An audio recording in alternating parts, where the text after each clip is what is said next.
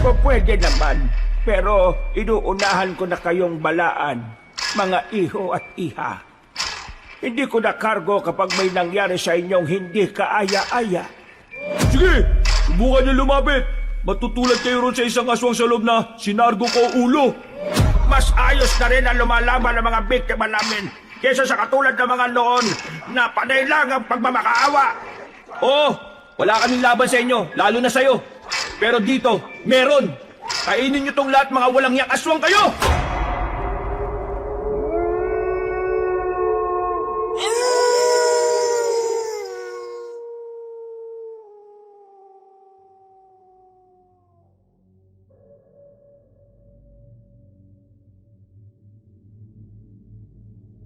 Sabi ng kasabihan na nabasa ko, ang bakasyon ay hindi pagtaka sa realidad, kundi paalala kung gaano kaganda ang mabuhay sa mundong ito.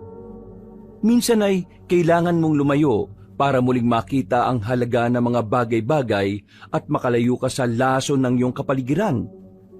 Sa bawat biyahe ay may bagong kwento at sa bawat pahinga ay may bagong simula. Pinagpalang araw, Kabanong, ganun din sa lahat ng kabangers at mga kayanggaw. Ako nga pala si Hor, hindi ko tunay na pangalan at 30 years old na ako. Maraming salamat at napaunlakan nyo ang aking kwento.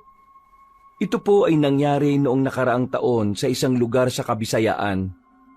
Pumayag ang mga kaibigan ko na maikwento ko ito, pero katulad ko, hindi ko nababanggitin ang eksaktong lugar pati tunay na mga pangalan ng mga kasama ko para na rin sa aming proteksyon.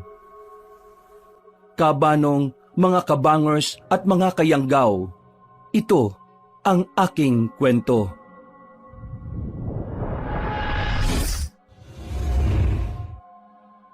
Bago nga pala magsimula ang ating kwento, sana'y mapindot nyo muna ang subscribe button at ang notification bell para lagi kayong nanonotify pag may bago tayong mga kwento.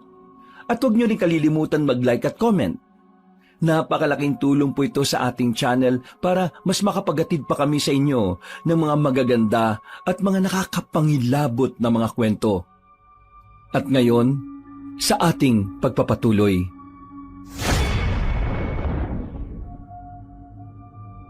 Hindi ko alam, Kabanong, kung sino ang unang nagsabi sa amin ng ideya. Basta ang natatandaan ko lang, isang hapon ng Biyernes, laspag kami sa trabaho at nakaupo sa gilid ng veranda habang nag-aabot ng kape ang katrabaho kong si Dina. At ang sabi niya, gusto ko mawala muna, kahit isang linggo lang. Yung wala tayong connection sa cellphone, wala tayong boss na mando ng mando, walang toxic workplace at walang kahit anong ingay sa syudad. kahit saan yan, Dina, basta may dagat. Oo nga, namimiss ko na rin ang tabi ng dagat. Parang simula pandemic, hindi na ako nakapag out of town. Kaya siguro ako nagkakaganito eh. Pareho lang naman tayo eh. O so paano guys? Ben, Vona, anong sa inyo? Go lang naman ako anywhere, everywhere, and anytime.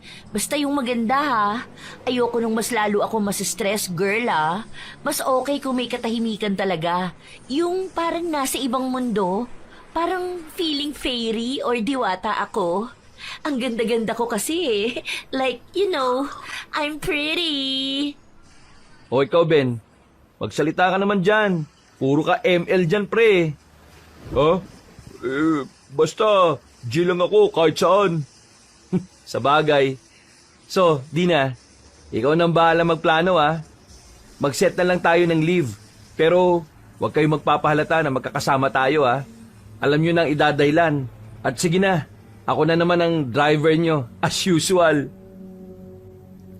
Makalipas ang 2 linggo, pagkatapos namin makapag-file ng leave na himalaring in-approve ng walang hassle, madaling araw pa lang ay bumiyahe na kami. Si Dina ang naglista ng mga hidden destinations na nakita niya sa internet. Mga baybaying probinsya na hindi pa gaanong pinupuntahan. Ang target daw namin ay ang Sitio Malinaw, isang tahimik na coastal town sa may bandang Visayas. Pero ayon sa mapa, Dadaan pa ng halos 6 na oras sa pinakabayan. Nagbarko lang kami dahil gusto naming ma-enjoy ang bakasyon. Isa pa ay dala ko rin kasi ang sasakyan ko. Dahil mas malaki ang advantage kapag may sariling sasakyan. Makalipas ang mahabang oras, nang makababa na kami ng barko ay dali-dali na kaming nagbiyahe. Habang umaandar ang sasakyan, masayang-masaya pa kami nung una dahil sobrang maayos pa naman ang lahat. Tawa kami ng tawa, Kabanong, habang nagkakantahan at nagkukwentuhan. Habang nasa ganun kaming proseso, sina Dina at Vona ang nagpipicture ng mga magagandang tanawin. Si Ben naman ay tila nakasabit sa bintana ang isang kamay habang nilalanghap ang hangin. At ako, as usual, ay nakangiti lang habang nakafocus sa pagmamaneho. Aaminin ko na sa tagal ng panahon ay ngayon lang ulit ako naging masaya ng ganito. Simula kasi nang maulila ako ay bibihira at napakatipid ko nang ngumiti. Mag-isa na lang din kasi ako sa buhay na nagsisikap. Although meron akong tiyahin pero mas pinili kong mamuhay na independent dahil ayaw kong may masabi sila sa akin. Iba kasi ang ugali ni Auntie Minay ko. Nababansagan nga siya sa lugar nila na kapatid ni Satanas dahil sa kasamaan ng ugali. Maya-maya pa, nang lumampas kami sa isang bayan ng San Deloro ay unti-unti nang nag-iba ang kapaligiran. Napansin ko na wala na akong nakakasalubong at nakakasabay na sasakyan. Ang mga bahay ay paunti-unti na lang din at ang daang tinatahak namin ay tila pasukal ng pasukal.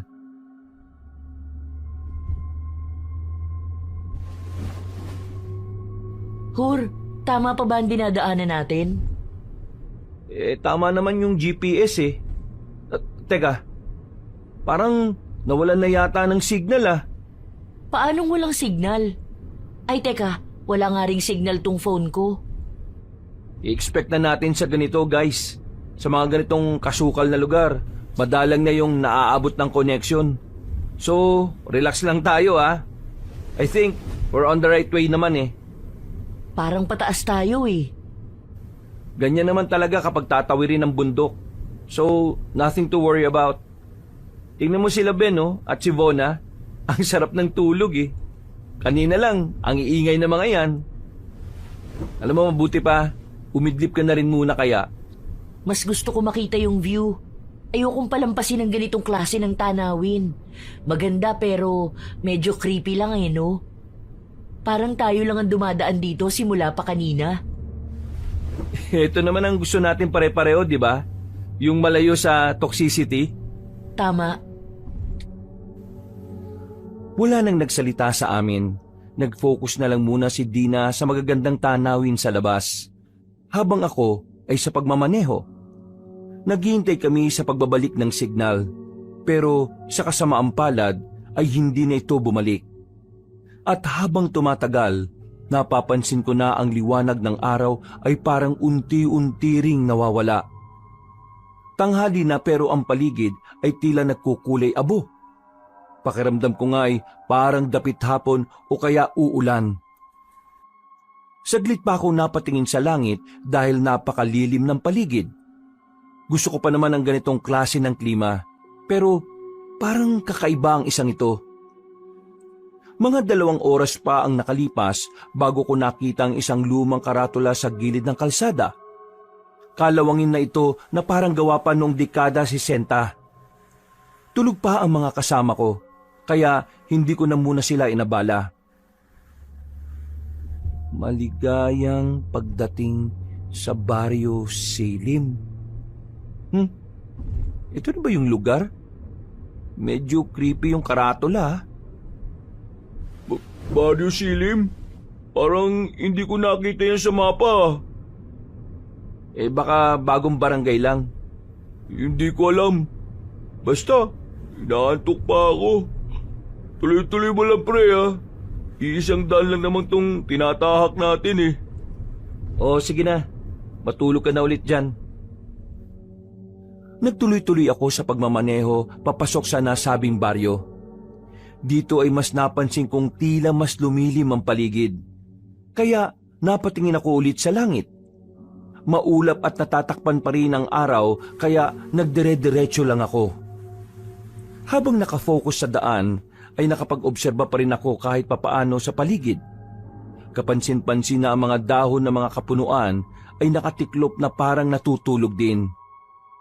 Napatanaw ako sa kabilang banda at dito ko nakita ang baybayin mula sa di kalayuan. Hey guys! Gising na! Tumingin kayo sa kanan! Napansin ko sa rearview mirror na nag-inat na ng katawan si Nadina at Vona mula sa passenger seat. Ganon din si Ben na nasa tabi ko lang. Sabay-sabay silang napatingin sa kanan at napamulagat nang makita ang magandang karagatan. Pero maganda man ang tanawin, may kakaiba pa rin akong nararamdaman at pilit ko itong isinasantabi. Wow! Ang ganda! This place is a gem, guys. I think tayo ang unang nakadiscover ng paradise na to. Perfect spot for my photo shoot. Tama yung desisyon kong sumama sa bakasyong grande na ito. Napangiti lang din ako, Kabanong, habang pinakikinggan ang kasiyahan ng tatlo. Nagpatuloy ako sa pagmamaneho at hinayaan na lang silang mag-video-video at kumuha ng kanya-kanyang pangmalakasang picture. Ilang saglit pa, sa may dulo ng baryo, ay may nakita kaming isang luma pero magarang bahay na gawa sa antigong mga kahoy. Para siyang hotel sa sinaunang panahon, pero maganda naman talaga. Wow! That's so creepy! And at the same time, beautiful. Diyan na kaya tayo magtanong. Hur, stop the car, please. Awit sa'yo, te. May pa-stop the car ka pa, ha? O sige na, ito na. Nang wawarsya ka lang rin talaga eh, no? My bad. I'm just so excited, you know. Nagtatawanan kaming huminto sa gilid ng nasabing ala hotel house. Magkakasabay kaming bumaba at pumasok sa loob nito. Sinalubong kami ng ngiti ng isang matandang lalaking medyo maputla na may kulay abo ang mga mata. Magandang araw po. Ba, mga bisita. Bihira ang dumaraan dito sa Barrio Silim, ah. Halat maupo muna kayo dyan sa sopa. Pagpasensya nyo na at medyo niluluma na nga lang. Pero huwag kayo mag-alala dahil wala namang surot yan. Magandang araw po. Magandang araw din sa inyo. Ako si Romeo, ang caretaker ng lugar na ito. Anong may paglilingkod ko sa inyo mga tutoy at mga ineng? Ay, ako po si Hur. Ito naman po si Ben, si Dina at Vona. Pasensya na po, Amang Romeo. Meron kasi sana kaming pupuntahan na lugar eh. Kaya lang, walang signal dito sa area kaya hindi na rin namin matukoy. Pero nakita namin ng mga kasama ko na maganda tong lugar ninyo dahil malapit lang sa dagat. Pinauupahan niyo po ba ito? Mukha kasing hotel eh. Itabang-tama kayo ng napuntahan. Nandito kayo sa Barrio Silim at sinasabi ko sa inyo na mag-i-enjoy kayo sa lugar na ito. Kaya kung pipiliin yung manatili na lang dito kaysa doon sa talagang pupuntahan nyo, ikagagalak ko. Sige po. Sasabihan ko muna itong mga kasama ko. I'll go for it. Like what Mang Romeo said, this place is so very Instagrammable. Like, you know, guys, aesthetic. Ikaw Dina. Go si Vona, kaya go na rin ako. I love you, sis. To the 5th power. I love you too. Ikaw naman, Ben. As if may laban naman ako sa dalawang babae na yan. Tsaka maganda yung place pati tong tuluyan ni Mang Romeo eh. Kaya gin na rin ako, pre. Okay. So, done deal tayong lahat, ha? Kung gano'n sige. Hahanapan ko na kayo ng magandang kwarto na sasakto sa inyong 4. Nang magkatinginan kami ng matandang lalaki, ay nakita kong tila kumislap ang mga mata niyang kulay gray. Hindi ko alam kung bakit, pero pagngiti niya ay para akong nangilabot. Pakiramdam ko ay may pakahulugan ng ngiting yun, Kabanong. Hindi ko na lang masyadong pinagtuunan muna ng pansin dahil tuwang-tuwa din naman ang mga kasamahan ko. Habang naghihintay kami, ay naglalaro-laro muna ako ng cellphone ng mga offline games. Maya-maya pa'y bumalik na si Mang Romeo at sinabihan na nga kami na sumunod sa kanya.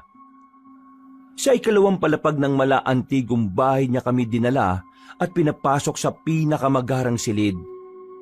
Namangha talaga kaming apat dahil sa purong mga antigo ang naroon. Nakakabilib na napangalagaan nila ang ganito katatandang mga kagamitan. Sa isip-isip ko nga, kapag binenta nila ang mga to, siguradong yayaman sila ng gusto. Magpahinga na muna kayo mga tutoy at ineng. Yung patungkol sa bayan kahit ibigay nyo na lang kung aalis na kayo. Sige po, Mang Romeo. Maraming salamat po. Mamaya rin, tatawagin ko na lang kayo kapag kakain na. Libre rin kasi ang pagkain dito sa amin. Oh? Talaga po? Oo, pero huwag kayong mag-alala dahil hindi naman kami mahal maningil sa upa. Dahil bibihira lang din naman ang napapadpad dito sa lugar namin.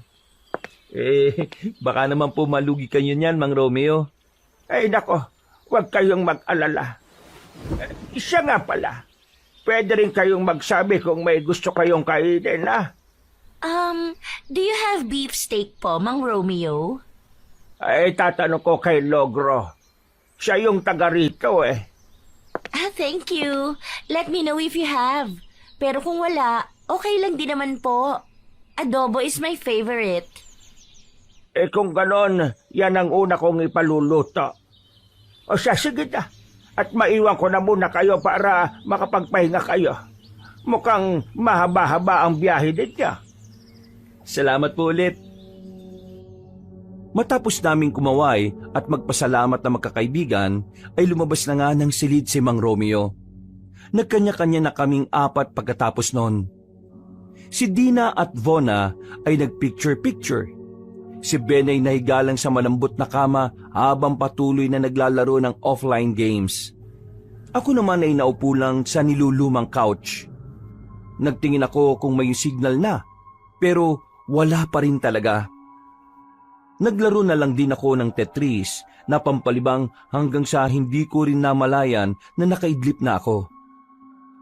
Nagising na lang ako nang marinig na may kumakatok sa pinto. Malapit kasi ang pwesto ko ron. Tumayo ako at tumingin sa mga kasama kong parang bising-busy pa rin. Pagbukas ko ng pinto, ay bumungad nga si Mang Romeo na nakangiti na. Nakaready na yung para sa hapunan. Pwede na tayong kumain. Hapunan? Oo, gabi na iho. Ay, nako, ang haba rin pala ng pagkaidlip ko . Sige po, susunod na lang po kami sa baba. Salamat po, Mang Romeo . Sige, bilisan nyo lang ng kaunti dahil pangit kumain ng malamig. O paano, mauna na ako sa baba, ha? Sige po, salamat po ulit. Pag-alis ni Mang Romeo ay tinawag ko na nga ang mga kasama ko. Pagkatapos naming mag-ayos ng mga sarili, ay dumiretso na kami kagad sa dining area ng magarang bahay. Pagkaupo ay hinatagan na kagad kami ni Mang Romeo ng mga pagkain. Kasama niya ang isang matangkad na lalaking may pagkabrusko ang itsura. Naka-apron yon kaya naisip kong baka ito yung tinutukoy na Logro ni Manong. Pagbukas ng takip ng ulam ay humalimuyak kagad ang bango nito. Lahat kami ay napasinghap sa tuwa. Dahil talaga namang napakasarap, amoy pa lang. Wow! Amoy pa lang, it's so masarap na! And there's chicken nuggets pa! Thank you very much! You know that I love chicken nuggets! Si Logro ang nakaisip yan. Ang lalaking brusko kanina. Siguradong magugustuhan niya yan. At meron din pala diyang mangga para may panghimagas kayo. Wow! May I try it first, Mang Romeo? Ay, oo naman. Guys, it's so awesome! It's so sarap! I like this mango! Hala, si OA siya oh. Sa masarap naman talaga. Bahala ka kung ayaw mo. Sige na, maghapunan na muna kayo habang mainit pa. Masasarap ang mga yan at magpakabusog kayo. Sabay na po kayo sa amin, Mang Romeo. Ay, salamat pero hindi pa oras ng pagkain namin. Ho? Ano pong ibig niyo sabihin? May sinusunod kasi kaming oras dito. Lalo na sa katulad kong may edad na. Sige lang at magpakabusog lang kayo. Paano? Maiwan ko na muna kayo dyan ha. At kung may kailangan pa kayo, nandun naman si Logro sa kusina. Tawagin nyo lang siya. Opo, maraming salamat po ulit. Katulad ng nakasanayan, nagdasal na muna kami bago magapunan. Maya-maya, habang kumakain ay napansin kong tila kakaiba ang kapaligiran sa labas. Nakaharap kasi ako sa malaking bintana kung saan tanaw ang kabilang parte ng lugar. Ang mga kapunuan. Sa kabila naman, kung saan nakaharap sina Ben at Vona, ay ang bandang beach. Nung unay, inakala kong guni-guni lang ng aking mga mata ang nakikita kong mapupulang bagay na parang kumukurap-kurap sa kapunuan. Subalit, nang mag-focus na ako sa dakong yon, ay nasiguro ko na mga mata yon ng kung anong mga hayop. Hoy, bakit titig na titig ka sa labas? Nakita mo ba sa labas yung mga mapupulang mga Ano? Mapupulang mga ano? biglang nawala eh. Hayaan mo na. Guys, pwedeng humingi ng tubig? Naubos na tong nasa pitchel, oh. Ako na lang ang hihingi kay Kuya Logro. Tumayo ako kabanong at nagpunta sa kusina. Pagdating doon, ay naabutan ko ang tagaluto na tila abala. Hindi ko alam kung naghihiwa siya o kung may anong ginagawa. Tatawagin ko sana siya pero napansin kong wala siyang kahit anong anino. Napakunot ako ng noo, kasunod ng pagkusot ng mga mata.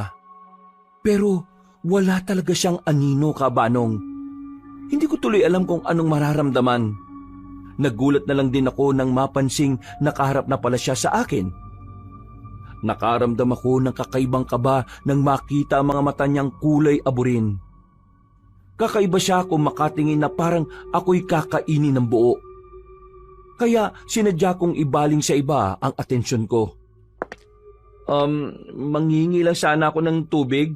Wala na kasi kaming... Napatalon ako ng bagya nang ilapag niya sa harapan ko ang isang pitchel na may lamang tubig. Pagkalaon ay tumalikod na siya ulit at itinuloy ang kung anumang ginagawa niya. Salamat ah. Tumingin ulit ako sa ibaba pero wala pa rin talaga siyang anino. Kaya dali-dali na akong bumalik sa dining area. Nawala tuloy ako sa concentration pero na-enjoy ko pa rin naman ang pagkain. Maya-maya pa, pagkatapos namin magapunan ay dumating rin kagad si Mang Romeo. Pinagmasdan ko ang ilalim niya at nagulat din ako dahil katulad ni Kuya Logro ay wala rin siyang anino. Nanlaki ang mga mata ko kabanong sa pagkabigla. Hindi ko rin namalayang napansin din pala ako ni Dina. Okay ka lang? Dina, tingnan mo, walang anino si Mang Romeo. Katulad ni Kuya Logro kanina. Talaga? Oo, tingnan mo. Meron naman na. Ha? Paano meron? Wala talaga... meron nga. Pero kanina, wala yan eh. Aba, naubos yun na ang ulam ah. Salamat at nagustuhan niyo ang hinain ni Logro sa inyo. Salamat rin po. Iwan nyo na lang at kami na ang bahala dyan. Mang Romeo, thank you so much. Sana merong beefsteak para bago kami umalis, di ba guys? Ay, sige, sasabihin ko kagad sa inyo kung meron. Salamat po ulit. Aakyat na po kami. Pagngiti sa akin ng matandang Ginoo, ay napansin ko na naman ang tila pagbabago ng kulay ng mga mata niya. Sinabayan pa ng ngiting tila makahulugan na dahilan ng pangingilabot ko nang hindi ko rin alam kung bakit. Habang paakyat kami sa ikalawang palapag, ay muli akong napatingin kay Mang Romeo. At muli na naman ngang nawala ang anino niya. Dito ko biglang naalala ang sinabi sa akin noon ng isang kakilala tungkol sa mga nilalang na walang anino. Nang nasa kwarto na kami, nagkaayaan ng lahat na mag-inom at pumunta sa dalampasigan. Naipaalam din naman kasi kay Mang Romeo kung pupwede at pumayag naman ang matandang lalaki. Basta wag lang masyadong mag-iingay at magpapahating gabi. Naunang lumabas si Dina at Vona. Naiwan naman kami ni Ben dahil kinuha pa niya ang alak na daladala. Pero nagulat ako dahil pagbukas ng bag, tumambad sa akin paningin ng iba pang gamit maliban sa alak. Oh, ano yung dala mo, Ben? Look ng titing. Nagkapalit yata kami ng bag ng tsuhin ko Kaya pala kanina pa yung tawag ng tawag nung nasa biyahe tayo. Hindi ko lang sinasagot kasi nauurat ako ron Bakit? Sundalo ba yung tsuhin mo? Oo, nakita mo na yata yun Si Uncle Jamin, 3 wine tsaka black label pa naman yung dinala kong alak. Utak din ng titing Pati yung mga damit ko, nandun. Paano natin kukontakin yun ngayon? Wala pa namang signal dito. Tsaka, delikado yung laman ng bag niya. 6 na baril to Tapos mga granada, soldier's knife, at mga magazine ng baril. Plus emergency kit tulad nitong pangkuryente saka flashlight. Sundalo ba talaga yung Uncle Jamin mo o assassin? Ewan ko. Basta, ayaw ko sa ugali ng mayabang na yun Wait.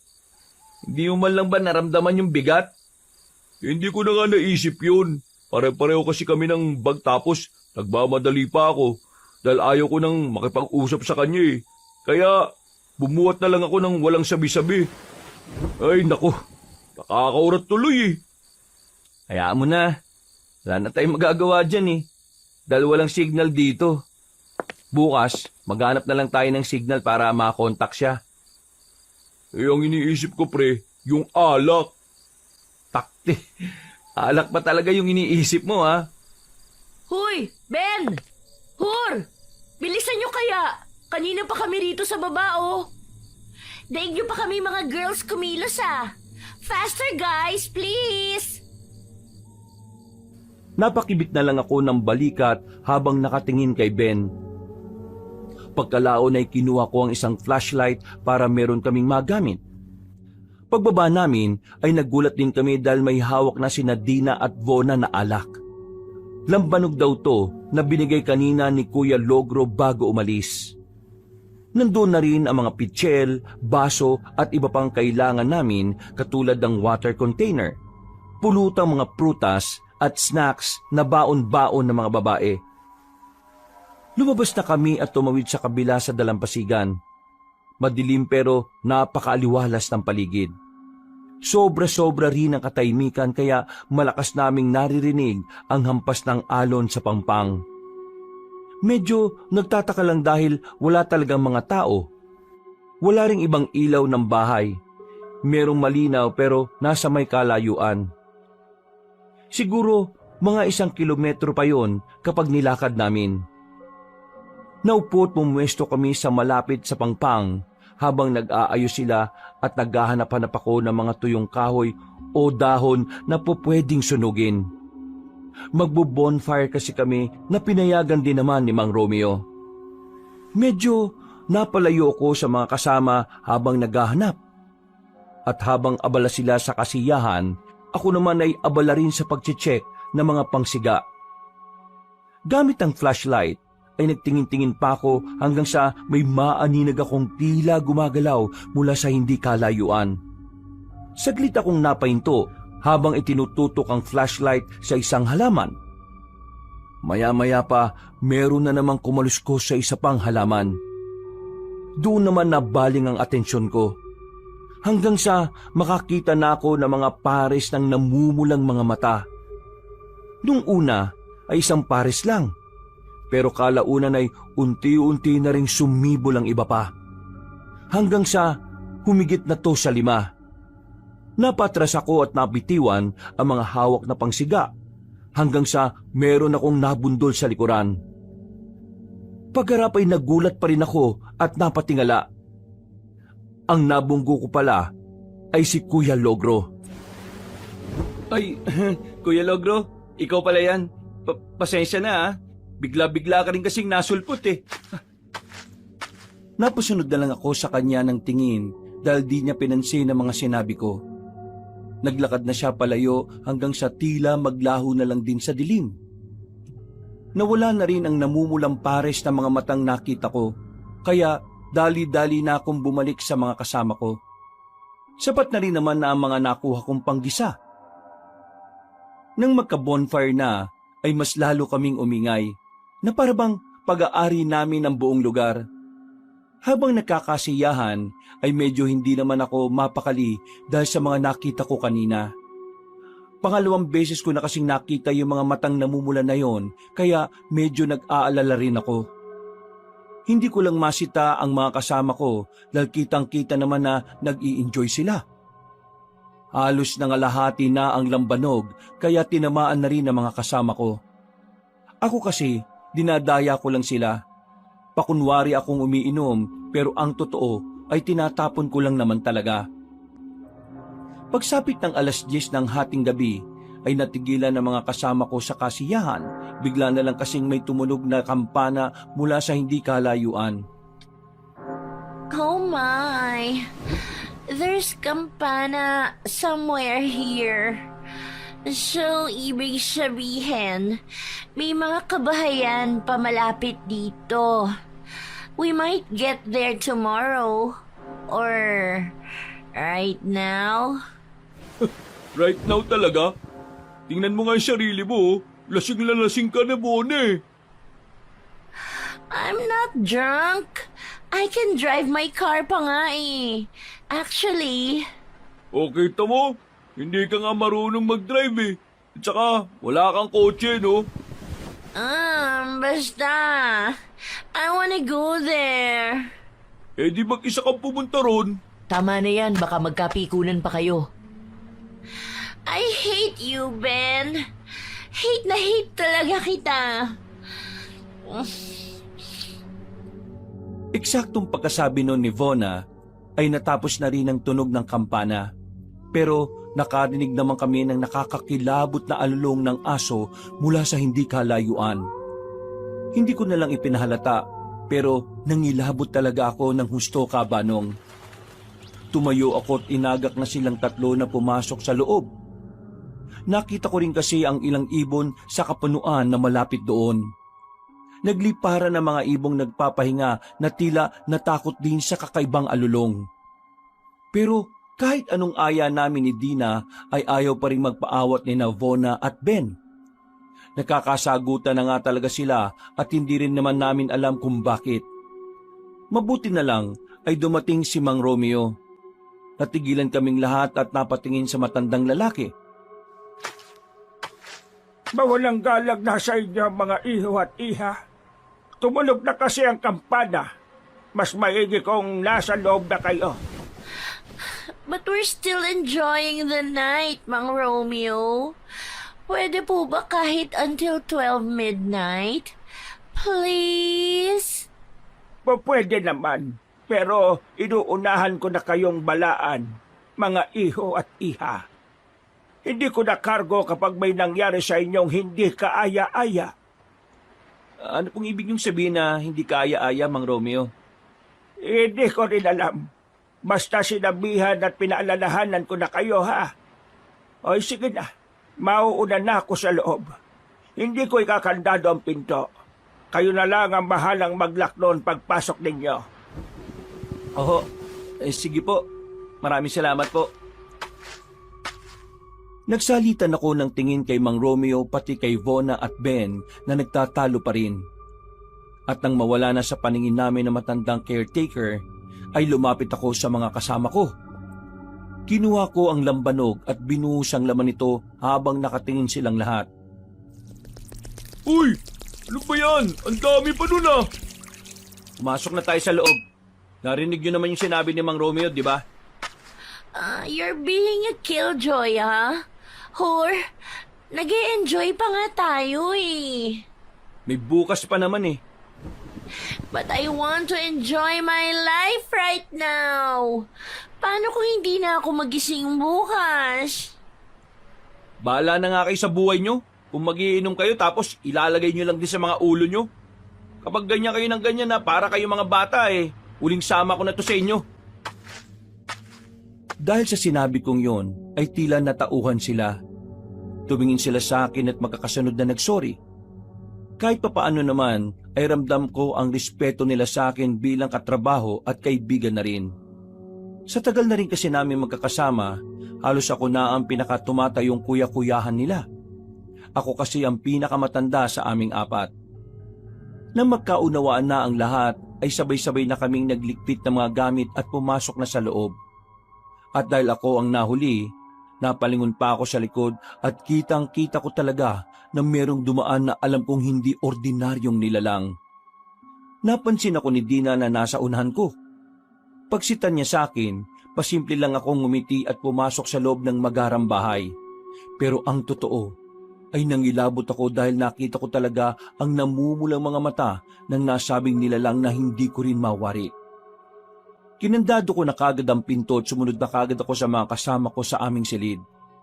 Dahil sa mga kakaibang pangyayari, kahit napakalalim na ng gabi ay tila hindi pa rin ako madalaw ng antok. Hindi ko rin maintindihan pero ramdam ko ang bigat ng hangin sa paligid. Kahit pa sa malamig ang simoy nito, nakatingin ako sa bintana dahil malapit dito ang higaan ko. Nakapagtataka lang din dahil parang walang ingay ng alon sa dalampasigan. Pakiramdam ko tuloy, parang tumitigil ang oras. Dahil hindi mapakali, lumabas ako sa veranda para magyosi. Sa tagal ng panahon, ngayon ko na lang talaga ginawa ito. Nagbabaon ako ng sigarilyo pero hindi ako madalas magganito. Habang humihit-hit buga, ay tinatanaw ko ang katahimikan at kadiliman ng lugar. Hanggang sa dulo ng tabing dagat ay may naaninag akong mga tao. Nakatayo sila at tila hindi mga gumagalaw. Alam kong mga tao sila pero hindi ko maaninag ang mga mukha.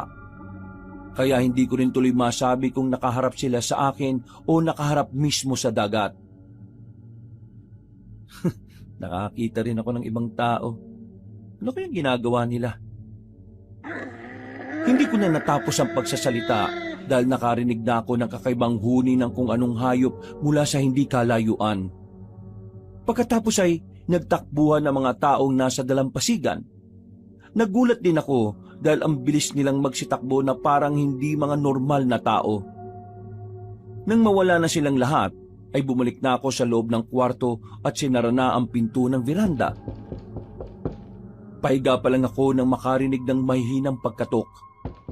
Eksakto na naalimpungatan din si Ben kaya napatingin ako sa kanya. Pre, narinig mo ba yon? May kumatok, di ba? Tulog mo na yan, pre. Sabog ka lang. Pasaway. Humiga na ako tinawi paloob ang kortinang nasa tapat ko.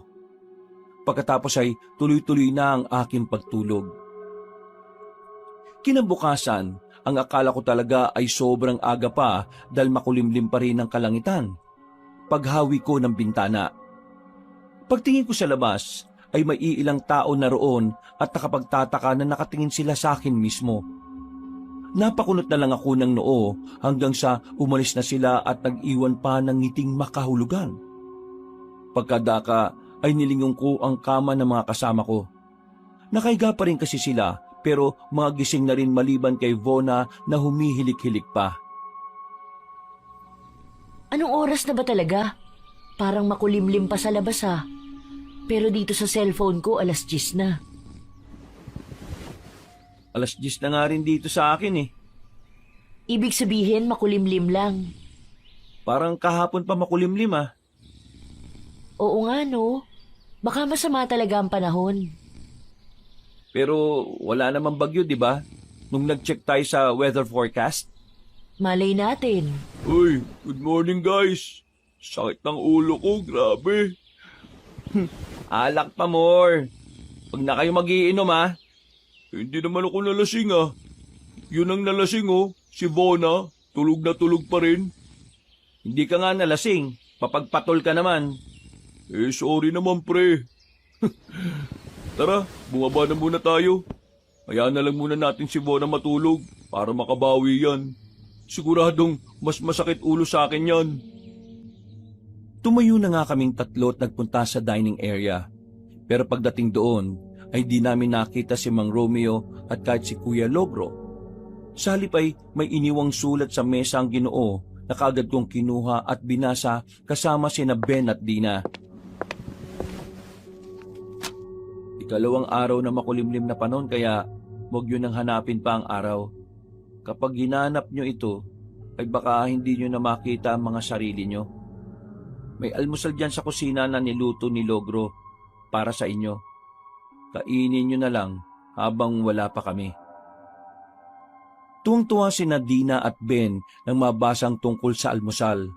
Pero ako, mas inunawa ko ang naunang sinabi sa sulat. Dahil dito ay nagsimula na naman ang kaba sa aking dibdib. Napaisip na naman ako sa mga bagay-bagay. Hindi ko na lang din muna masyadong inisip dahil nagugutom na rin talaga ako. Kumain na nga kaming tatlo at di pa man kami natatapos ay nakarinig na kami ng ingay sa labas. Napasilip kaming tatlo sa bintana. Dito namin nakita ang nasa 6 na taong dumaraan na parang nagpuprosesyon. Isa sa kanila ay tumingin sa amin at ngumiti ng makahulugan. Napalunok ako ng laway kabanong pagkakita sa maputlang mukha ng nasabing ginang. At nang mapatingin ako sa ilalim nila, napansin ko na naman na wala silang mga anino. Ha? Wala silang mga anino? Uy, tingnan nyo oh. Walang anino. Anong wala? Ano ba yung mata mo pre? Munggo? Wala talaga. Ha? O di ba? Natigilan ka. Meron di ba? Kung wala yung mga anino, nasa 2 lang yan pre. Sabi ng tiyo ko sa probinsya namin, kapag wala raw anino ang tao, kung hindi multo baka aswang. Wala naman sigurong multo o aswang sa ganitong kagandang lugar, di ba? Naalala ko na naman tuloy yung sinabi sa akin noon tungkol nga sa pagkawala ng anino ng isang tao. At sa unang pagkakataon kabanong, kahit sanay naman ako sa mga kababalaghan, pero hindi ko pa rin maiwasang hindi kabahan. Nang nawala na ang mga taong yon, ay bumalik na nga ang mga kasama ko sa pag-aalmusal. Pero nawala naman ako ng gana. Uminom na lang ako ng maraming tubig at nagilamos ng mukha sa banyo. Pagkatapos naming mag-almusal ay nagdesisyon kami na lumabas muna para maggala-gala. Hinayaan lang namin si Bona na natutulog dahil ayaw talaga ng babaeng yun ang naiistorbo siya. Habang tinatahak namin ang daan papunta sa mga kabahayan ay panay ang pag-video ni Dina. Kami naman ni Ben ay tumingin-tingin lang din sa magandang kapaligiran. Pareho kasi naming iniwan ang mga cellphone namin para i-charge. Sayang to. Wala si Bona. Palasing-lasing kasi kagabi. Yan tuloy. Patulog-tulog siya ngayon. Kaya nga ang aesthetic pa naman ng lugar. At ganitong-ganito yung gusto niyang mga places. Kaya nga, kagabi pa yung nakikipagtalo na gusto niyang puntahan yung simbana nagpatunog ng kampana. Sayang talaga. Ang perfect ng place. Perfect para sa patay. Natawa sila sa sinabi kong yon kabanong. Pero ang tawa nilang yon ay mabilis ding naputol nang mapansin naming nakatitig sa amin ang 3 matatandang babae sa may kanto. Nakatayo lang sila doon habang walang imik at nakatanga lang sa amin. Kahit niyukuran na namin at binati, hindi man lang sila natinag. Kaya nagtuloy-tuloy na lang kami.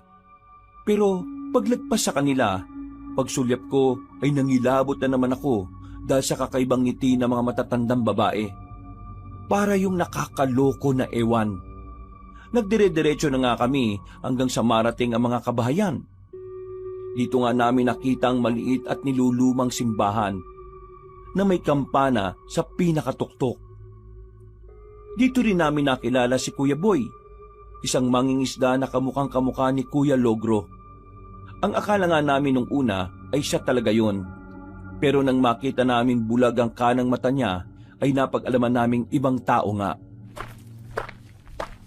Ay na pala yung sinasabi ni Logro ng mga tagalabas. Opo, kami nga po. Ang totoo niyan naligaw lang po kami. Naligaw. Walang naliligaw dito sa Barrio Silim. Ano pong ibig niyong sabihin? Napunta kayo sa lugar na ito dahil may humiling na mapunta kayo rito. Hindi yun aksidente. Naniniwala ba kayo na walang aksidente sa mundong ito? Ang lahat ay itinakda. Oo, siguro po. Depende po yata. Walang depende rito sa Barrio Silim. Ang lahat dito ay may basihan at nakabase ang buhay ng bawat isa sa kung paano siya makikiayon sa mga makakasalamuha niya. Pasensya na pero wala po akong maintindihan Sulitin nyo na ang mga araw na narito kayo. Ikaw, matabang lalaki. Nararamdaman mo na ba? Ha? Po? Ano po yun? Ano raw, guys? Hindi ba kayo nagtataka kung bakit malilim palagi rito? Oo nga po. Bakit nga po ba malilim sa lugar na to? Parang hindi sinisikatan ng araw. Malalaman nyo rin yan kung bakit. Kapag lumagpas na ang 24 oras, mararamdaman nyo na ng paunti-unti ang mga sinasabi ko. Salamat po. Sige po, aalis na po kami, Kuya Boy.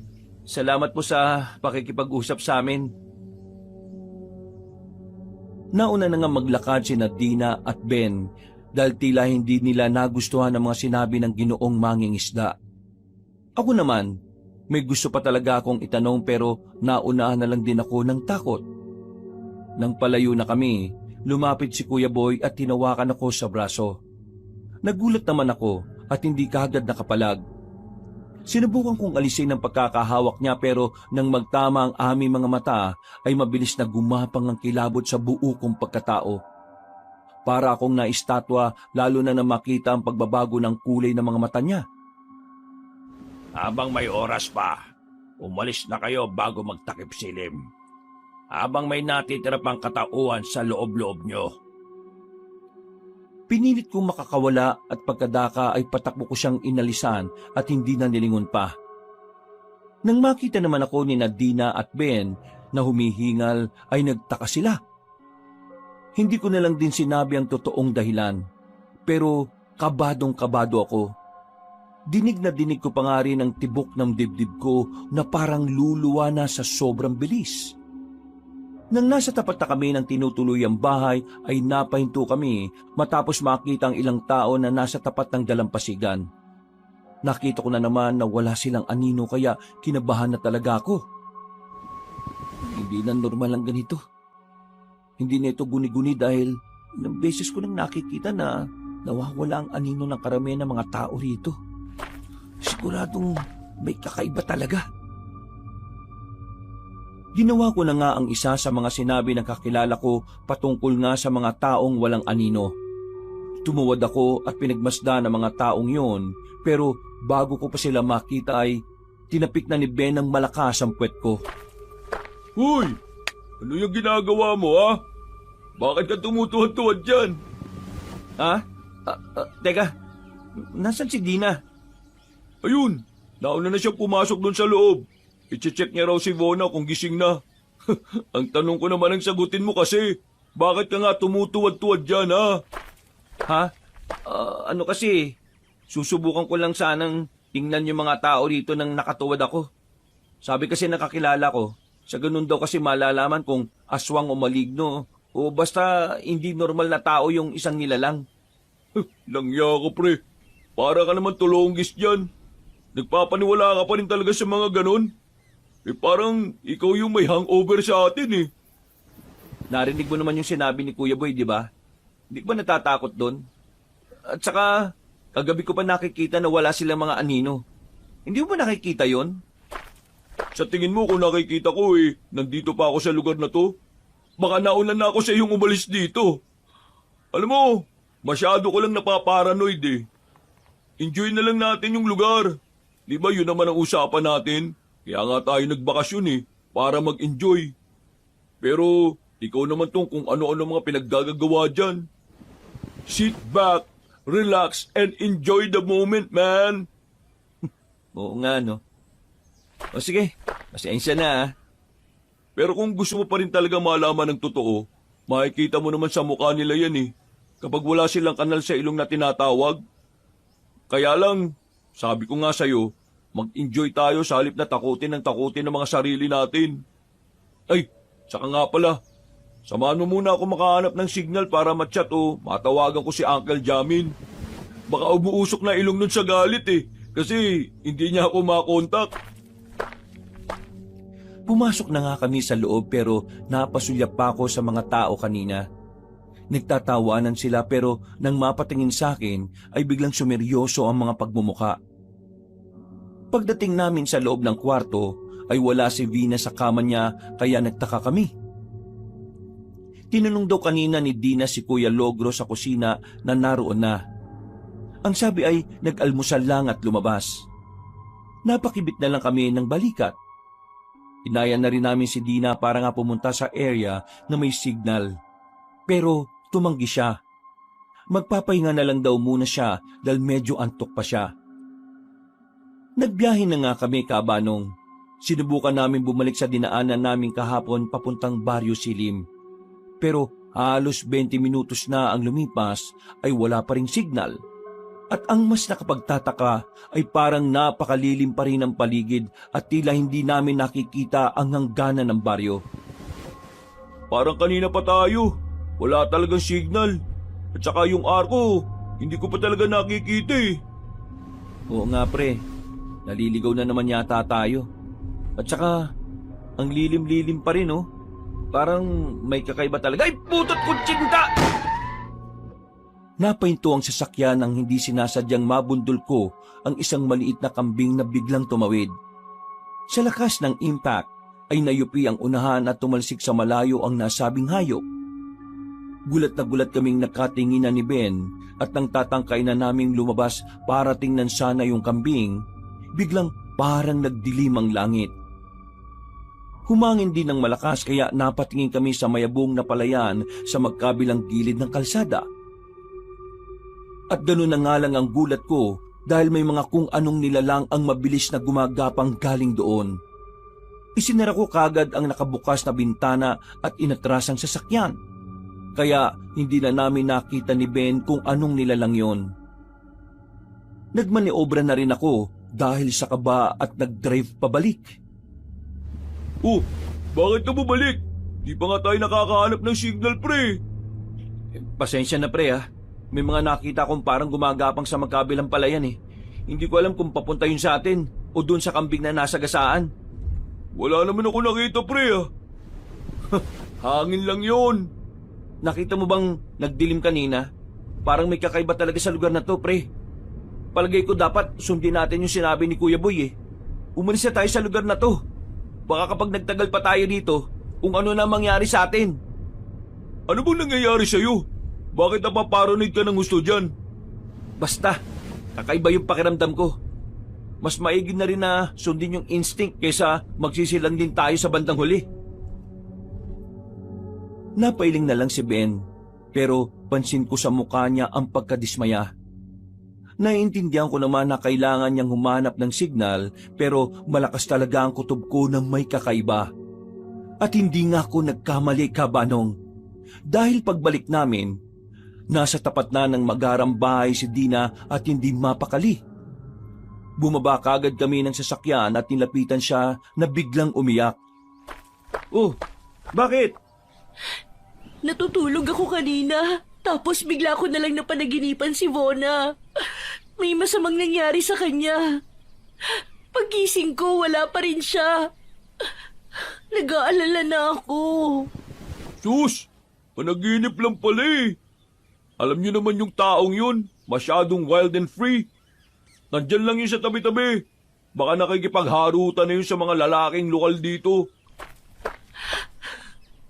Seriously, Ben? Yan talaga ang sasabihin mo? I'm just stating the facts. Ganun naman talaga siya, di ba? Kung ikaw wala kang concern sa isang tao, manahimik ka na lang pwede. Matulog ka na lang din o kumain at magpataba ka. Oh, bakit nagbabody shaming ka na? Alam ko mataba ako, pero hindi mo kailangang ipangalandakan. Well, I'm just stating facts. Uy, tama na nga yan. Bumalik na kayo rin sa kwarto. Ako na maghahanap sa kanya. Magpapatulong ako kay Kuya Logro. Nagluluto pa kasi siya tapos si Mang Romeo naman wala pa rin. Wag na. Makinig kayo sa akin, ha. Magpunta lang kayong dalawa sa kwarto. Ikandado niyong pinto at huwag niyong bubuksan hanggat hindi ako dumarating. Kapag nahanap ko na si Vona, aalis na kagad tayo rito. Bakit?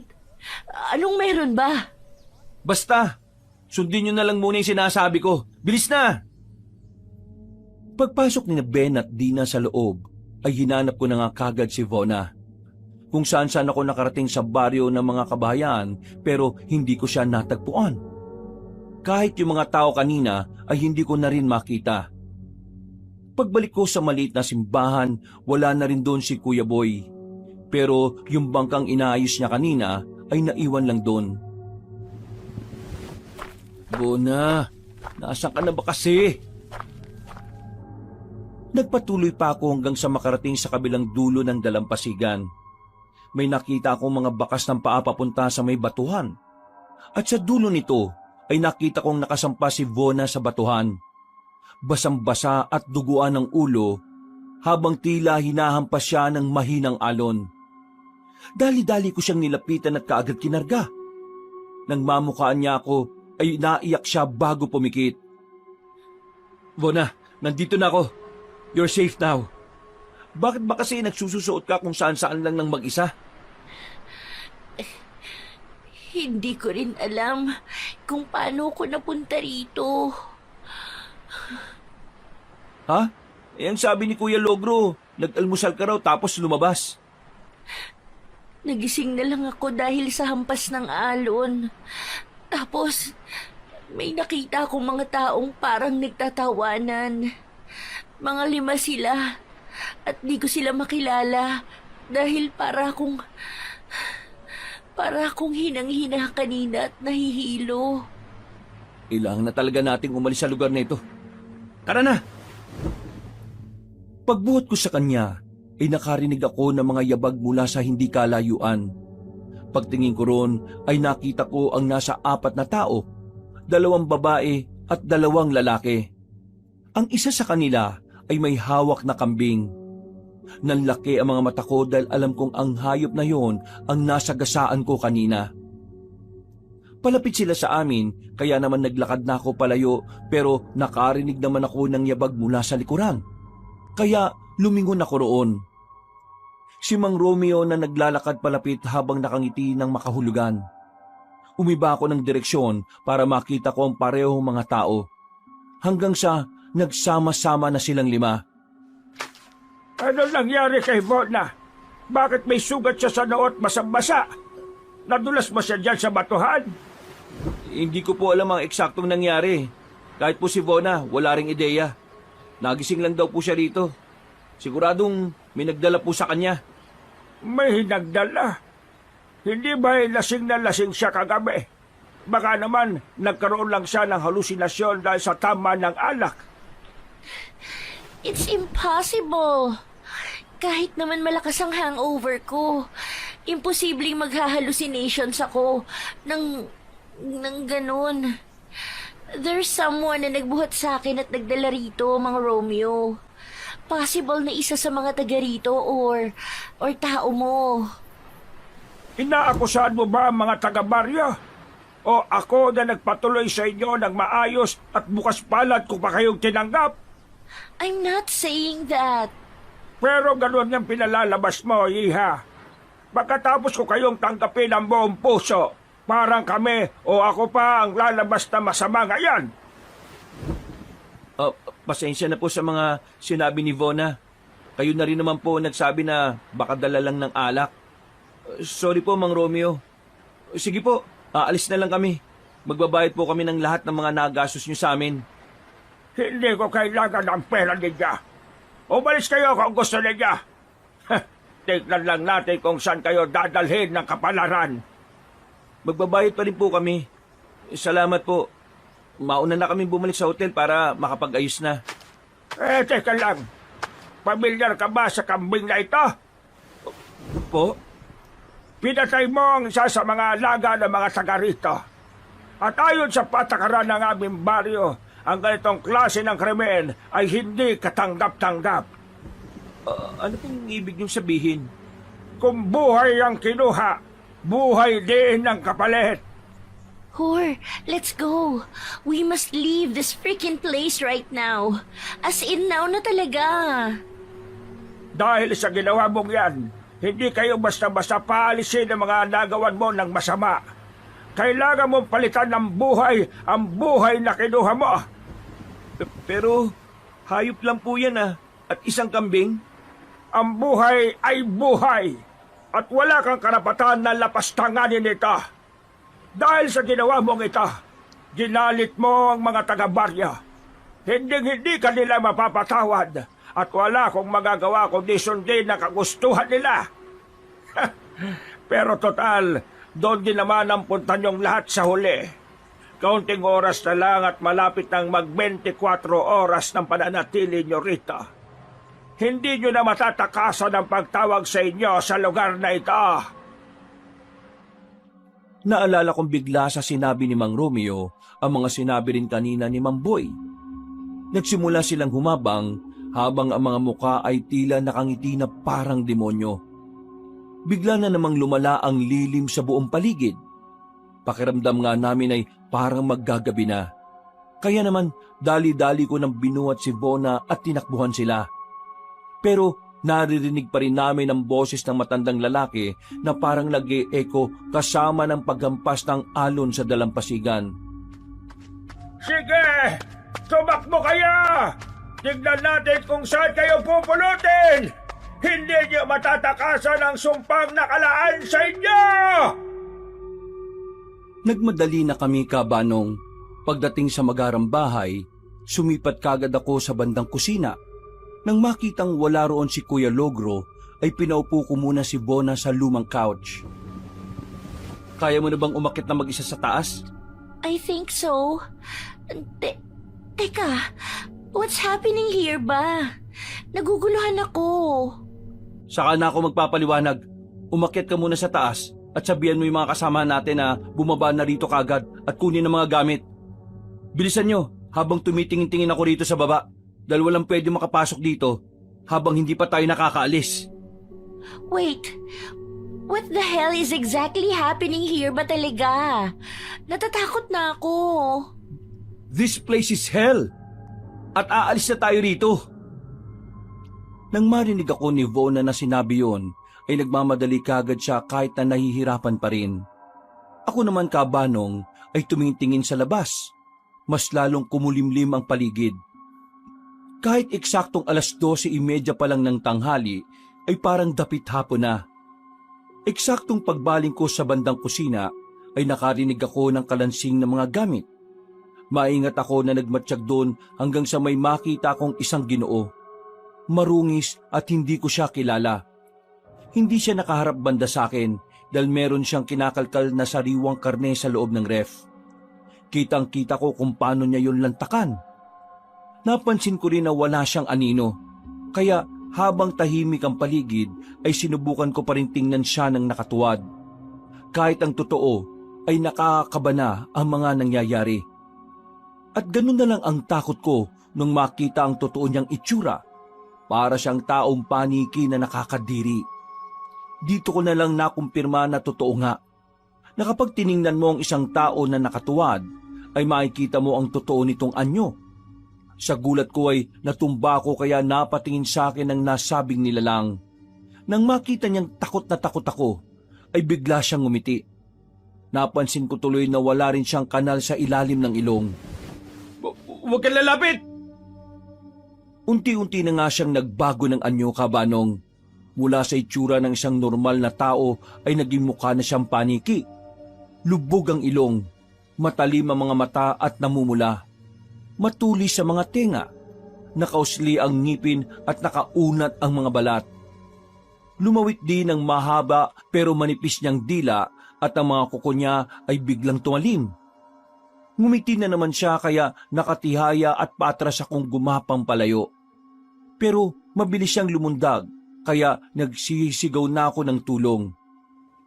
Pero nadambahan na ako ng aswang at pinagkakalmot sa muka. Sinubukan kong umiwas gamit ang una ng lumang sofa pero nagkabutas-butas lang to. At para makalayo ay sinipa ko siya sa ari. Napaaray naman saglit ang aswang kaya nakatsyempo ko ng pagtayo. Kaya lang, nang tatakbo na ako, ay hinawakan niya ako sa paa kaya nadapa ako. Tumama ang mukha ko sa kanto ng lumang sofa bago pa sa mismong sahig. Nakaramdam ako ng matinding pagkahilo hanggang sa makarinig na lang ako ng putok ng baril. Kaya ako napapitit sa takot. Sa isang iglap ay tumigil ang halimaw. Pagdilat at pagtingin ko sa likod ay nakandusay na ang kalaban at wala ng buhay. Tumatagas ang dugo nito sa itim na sahig. Napatingin ako sa hagdan kung saan ko naabutan sina Dina at Vona na tila gulat na gulat. Pareho pa silang nakatutup ang bibig habang si Ben naman ay hawak-hawak ang baril mula sa napagpalit na bag ng tiyo niya. Salamat pare ah. Ano yan? Halimaw ba yan? Aswang yan. Aswang? Oh my goodness! We're all gonna die in here! Hindi tayo mamamatay rito, Vona. Aalis tayo rito. Totoo ba to o nananaginip lang ako? Saka na yung mga sinasabi nyo, guys. Tara na, habang wala pa si Mang Romeo. Nagmadali na nga kami at paglabas ay eksaktong naabutan na namin sa kabila ng kalsada si Mang Romeo. Kasama ang 2 babae at 2 lalaking may hawak ng patay na kambing. Pagkakita ni Ben sa patay na hayop ay agad niyang tinutok sa mga yon ng baril. Natunugan na rin kasi niya kung sino o ano-ano ang mga ito. Pinatuloy ko kayo ng maayos sa bahay ko. Pinakain ko kayo at pinatulog.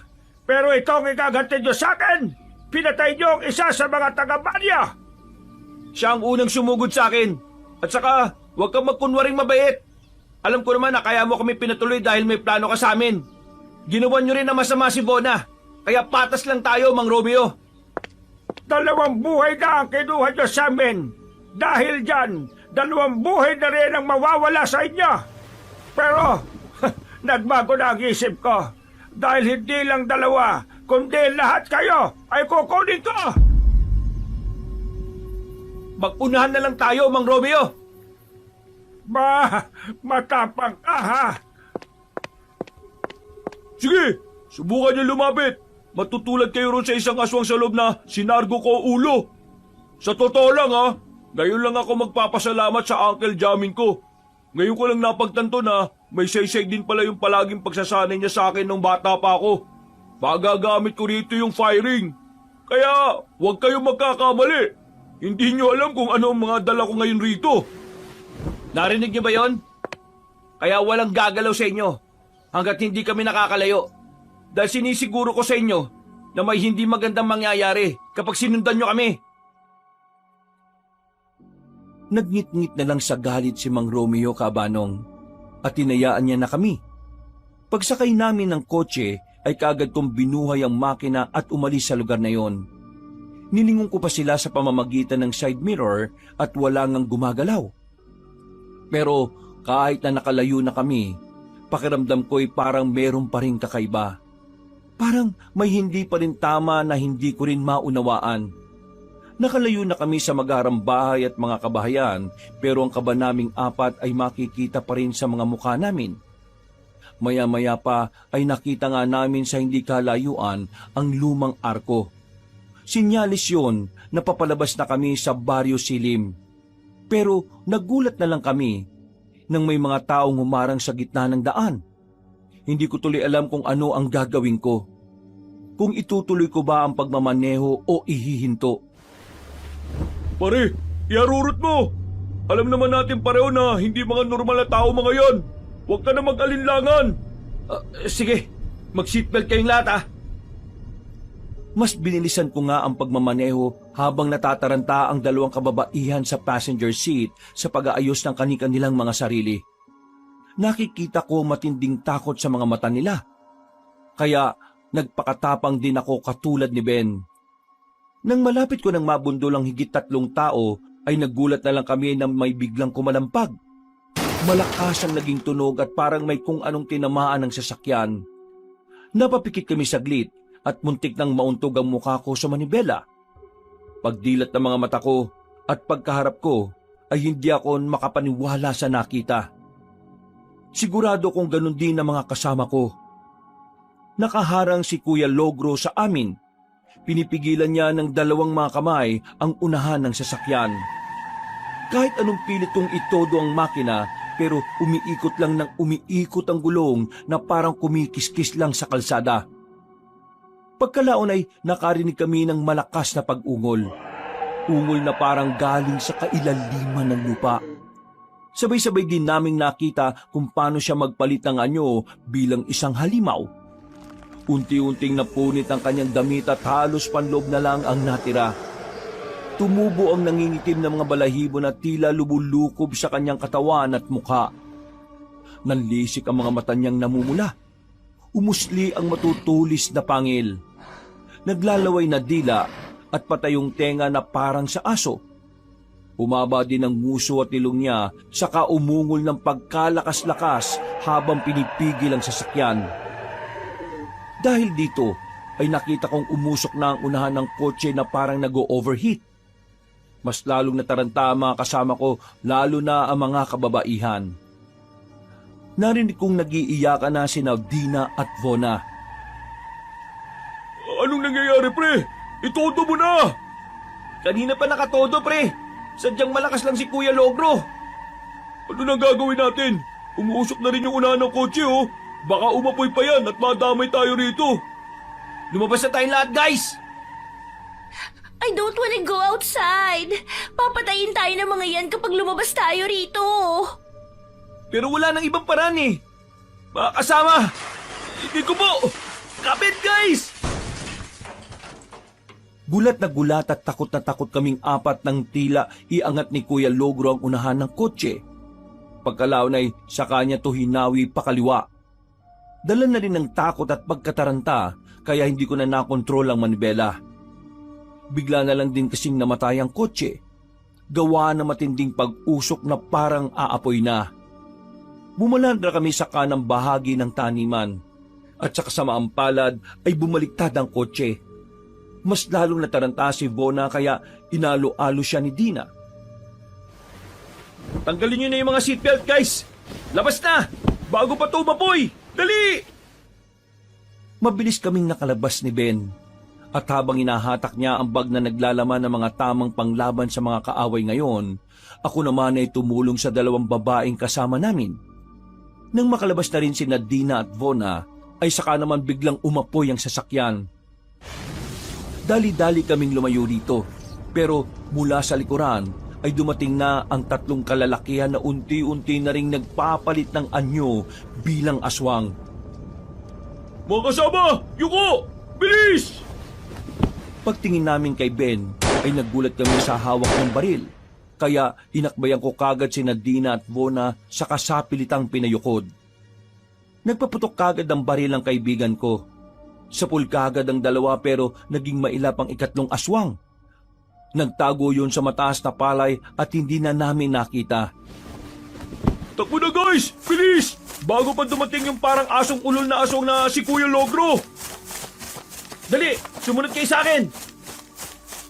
Hinata ko na si Dina at Vona na tila hindi na rin alam ang gagawin. Ako na ang nag-lead sa malatalahib na mga taniman. Kahit ang totoo ay hindi ko rin talaga alam kung saan kami pupunta.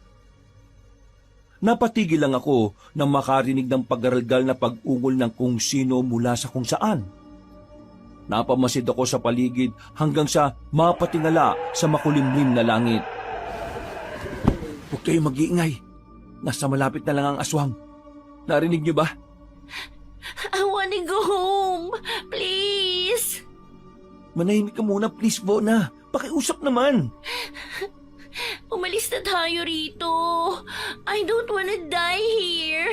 Sinabi nang wag na nga muna mag-ingay eh. Tinakpan ni Ben ang bibig ni Vona, kaya mas lalong nagkakawag yun at nang makakawala sa kanya ay saka naman nagsisigaw sa takot at pagkainis. Dahil tuloy dito ay narinig na nga kami ng aswang na nagtago kanina. Umatungal yun na parang nagtatawag pa ng iba hanggang sa sumugod na papunta sa amin. Tumakbo kami ng mabilis pero natigilan din nang biglang sinunggaban si Ben ng nasabing aswang. Dina, Vona, dito lang kayo ah. Huwag kayong mag-iingay, pakiusap. Saan ka pupunta? Kay Ben, babalikan ko kayo. Iniwan ko na nga kagad sila at sinundan ng boses ni Ben na sumisigaw-sigaw habang nakikipag-agawa ng buhay sa aswang. Maya-maya pa nga ay nakarinig na ako ng putok ng baril. Pagdating ko ay nakandusay na ang kaibigan ko. Nakadagan sa kanya ang aswang at pareho silang halos naliligo na sa dugo. Inakala kong patay na si Ben, kaya natutup ko ang bibig ko na lumapit para kunin ang bag na naglalaman ng mga baril at iba pang sandata. Nang walang ano-ano ay biglang dumilat ang kaibigan ko. Sa gulat ko ay napaupo ako. Tulong pre, hindi ako makahinga sa nakadagan sa akin walang yang aswang na to. Sige pre! Pagkaalis ko sa aswang ay tinulungan ko kagad na makatayo si Ben. Kinuha niya kagad ang bag at binuksan ay saka binigay sa akin ng isa pang baril na nakakasana. Kailangan natin protektahan ang bag na to dahil nandito rin ang mga magagamit natin para makasurvive tayo sa lugar na ito. Tama ka dyan, pre. Malaking bagay din pala na nagkapalit kayo ng Uncle Jamin mo ng bag. Inadya talaga to ng tadhana. Oo nga. Teka, nag-ROTC ka naman di ba? Nung college ka? Oo, pre. Pero hindi ko naman kinarir yung katulad mo. Kunin mo tong baril, tsaka kutsilyo. Kasado naman na yung baril eh. Kalabitin mo lang yung gatilyo at itutok mo kagad sa ulo ng aswang para hindi sayang ang bala. Alalahanin mo ang mga naging training mo nun. Sa ganitong panahon sigurado akong babalik yung mga alaalang yun. O sige, tara na. Balikan na natin sila Dina at Vona. Wala silang kasama dun eh. Yung babaeng yun, naiinis talaga ako sa kaartihan niya. Tara na nga. Nagmamadali na nga kaming dalawa, pero kamalas-malasan naman kabanong dahil may sumulpot na namang dalawang aswang. Pagsunggab ng mga yon ay nagulat ako kaya nabitiwan ko ang baril na binigay sa akin ni Ben kani-kanina lang. Sinubukan ko yung kunin, pero tumalo na naman ang aswang at umatake sa akin. Nakalmot niya ako sa likod at pareho kaming napatira pa sa lupa. Nang dadambahin na niya ako sa liig, ay binunot ko kagad ang soldier's knife na ibinigay din sa akin kanina. Tinara ko ito sa tagiliran ng aswang. Napahiyaw yon at napaatras. Sinamantala ko ang pagkakataon na muling tumayo para lapitan ng baril. Pero nadapa na naman ako dahil nahawakan ako ng aswang sa paa. Galit na galit yun na talagang papatayin na ako kaya ginawa ko ang lahat para matakasan ko siya. Hindi rin naman ako makahingi ng saklolo kay Ben dahil meron din siyang kasagupa. Muli kong ginamit ang soldier's knife kaya tinamaan sa bandang leeg ang aswang pero daplis lang. Gayunpaman ay lumayo rin siya sa akin dahil sa takot. Binilisan ko ang takbo hanggang sa mahawakan ko na ang baril. Nang muling sumalakay ang aswang ay saka ko kinalabit ang gatilyo ng baril habang nakapikit. Tila umaalingaw-ngaw ang tunog noon sa buong palayan. Pagdilat ko ng mga mata, ay eksaktong humandusay na sa lupa ang kasagupa ko. Nasa ka na, Ben? Nandito ako, pre! Sinundan ko ang boses niya at pagtingin ko ay binubunot na niya ang patalim mula sa ulo ng aswang. Nilabanan mo siya gamit lang ng soldier's knife? Oo. Paano? Hindi porke mas malusog ako sa iyo hindi na ako mabilis kumilos.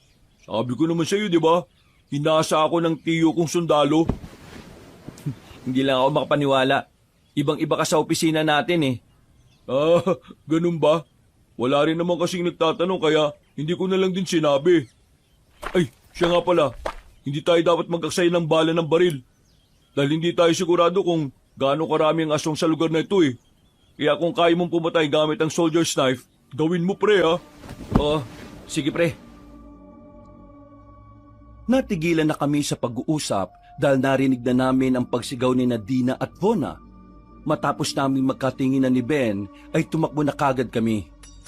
Pero napahinto rin kami at napayukod matapos may biglang sumabog mula sa hindi kalayuan. Saka namin napagtanto na tuluyan na ngang sumabog ang sasakyan ko. Napapikit na lang ako at kahit nang hihinayang ay wala na rin akong magagawa. Nagpatuloy na kami at pagdating sa kinaroroonan ng dalawa naming babaeng kasamahan ay natigilan na kami ng kaibigan ko. Nasa harapan na kasi nila si Kuya Logro at sa paningin ko nga ay parang may lumaki sa pangangatawan ng aswang at mas lalong tumangkad. Nagkatinginan ulit kami ni Ben, saka nag-aalalang naghanda ng mga sarili namin. Hoy! Duwag na aswang! Huwag babayang puntiryahin mo! Kundi kami! Oo nga! Kami ang harapin mo, Kuya Logro! Napalingon sa amin ng malataong asong lobo at pagkatapos ay saka siya humalakak na parang nababaliw at nanlilibak. Hindi naman kami nagpatinag ni Ben na kaagad sumalakay. Sa totoo lang ay nagugulat pa rin talaga ako sa kaibigan ko dahil para siyang ibang tao ngayon. Kahit sa lusog ng pangangatawan niya, hindi ko talaga akalain na ganun siya kabilis na kumilos at napakahusay niyang makipaglaban. Natamimi tuloy ako kabanong habang nakikipagtagisan siya ng galing sa dambuhalang aswang. At natauhan lang ako nang marinig ang pag-angil ni Kuya Logro, kasabay ng pagsigaw sa akin ni Ben. Pare! Barilin mo siya, bilis! Ha? Oo, pare! Eto na! Walang pag-aalinlangan kung ang pinuntirya ang malataong asong lobo. Ilang beses ko yung pinaputukan at pare-parehong tumama sa likod at dibdib. Pero nanlaki ang mga mata ko nang tila walang talabang bala ng baril sa kanya. Hindi siya tinatablan ng baril, Ben! Ano? Paano? Ben! Tumalsik sa kung saan si Ben, kasama ng bag na may mga lamang sandata matapos siyang hawiin ni Kuya Logro. Dahil dito ay natulala ko sa pagkagulat. Hur! Umalis ka dyan! Tumakbo ka na! Hur! What are you doing ba? Bakit ka nakatayo lang dyan? Takbo na! Hindi ko na rin tuloy naisip na papalapit na sa akin ang halimaw para gawan ako ng masama. Naririnig ko naman ang mga isinisigaw nila pero dahil sa sobrang nerbiyos ay hindi ko na tuloy halos maigalaw ang katawan ko. Nakatutok lang din ang baril kay Kuya Logro pero hindi ko yun makalabit sa sobrang panginginig ng katawan ko. Sa kabilang banda ng isip ko, parang tinanggap ko na lang din ang mga mangyayari sa akin. Pumikit ako hanggang sa marinig ang sigawan nila Dina at Vona kasabay ng malakas na kalabog. Isang panibagong pag-angil ang narinig ko, kaya ako napadilat. At yun na nga, gulat na gulat at takang-taka kami ni Nadina at Vona dahil may kasagupa na si Kuya Logro na ibang klaseng aswang din. Ha? Anong nangyayari rito? Bakit sila naglalaban pareho sila mga aswang? Ano pang tinatanga-tanga nyo? Takbo na! Ha? Kuya Boy? Alis na, bilis! Sige po! Nilapitan ko kagad ang dalawang babae tsaka hinatak palayo roon. Narinig na lang namin ang mga atungal ng magkapatid na aswang habang patuloy na nagsasagupaan. Umalis na tayo rito sa palayan. Let's go somewhere safe. Gusto ko na makalaya sa impyernong to. Hindi pa tayo pwedeng umalis. Why naman, ha? Pinapaalis na nga tayo ng isang halimaw na kung sino man yun. Sumunod na lang tayo sa kanya. Si Ben! Kailangan natin balikan si Ben! Hindi natin siya pwedeng iwanan na lang dito ng basta-basta! I'm pretty sure na he's already dead na. Nakita naman natin, di ba, kung gaano kalakas yung paghampas sa kanya. Baka nabiktima na rin siya ng ibang aswang. My God! Guys, let's be practical here. Umalis na tayo at maghanap ng safe place. Walang safe place dito ngayon, Vona. Sana maintindihan mo na nasa balwarte tayo ng mga aswang. Ipagpalagay na natin patay na si Ben. Pero nasa kanya pa rin yung bag. Nandun yung mga sandatang pwede natin gamitin para makalis sa lugar na ito. Kaya please naman, balikan natin siya. Di na, Vona. Walang problema sa akin. May magagawa pa ba ako? I hate the idea, pero let's go na. Wala na kaming inaksayang oras. Binalikan nga namin si Ben at tinanap sa kung saan siya tumalsik habang patuloy pa rin sa sagupaan ang magkapatid na aswang. Nadidinig pa rin namin ang mga pag-angil nila na parang mga asong nag-aaway, pero hindi namin sila pinansin. Nagpatuloy kami sa paghahanap hanggang sa makita na nga namin si Ben na nakahandusay. Wala siyang malay at duguan. Pero sa kabutihang palad ay hawak niya pa rin ang bag at talagang hindi niya ito binitiwan. Pinagtulungan namin siyang bitbitin hanggang sa makaalis kami sa palayan. Habang nasa gilid ng daan ay nagmamasid-masid ako sa makulimlim na kapaligiran. Pagdaan sa palikong daan ay nakakita kami ng mga kapunuan kaya dun muna kami sumilong at nagtago. Chinek ko kagad ang kalagayan ni Ben pero hindi ko rin masiguro kung buhay pa talaga siya. Ayaw ko man mawalan ng pag-asa pero kusang pumapasok sa isipan ko na baka nga comatose na siya at naghihintay na lang ng ilang oras para tuluyang mag-shutdown ng katawan. Napapikit ako dahil sa totoo lang ay siya lang ang mas maaasahan sa aming apat. Siguradong kapag wala ang tulong niya, mamamatay din kaming lahat kahit pa nasa amin ang bag na may lamang mga sandata. Napabuntong hininga ako habang nakahawak ng maigpit sa kamay niya. Pare, please lang, gumising ka na.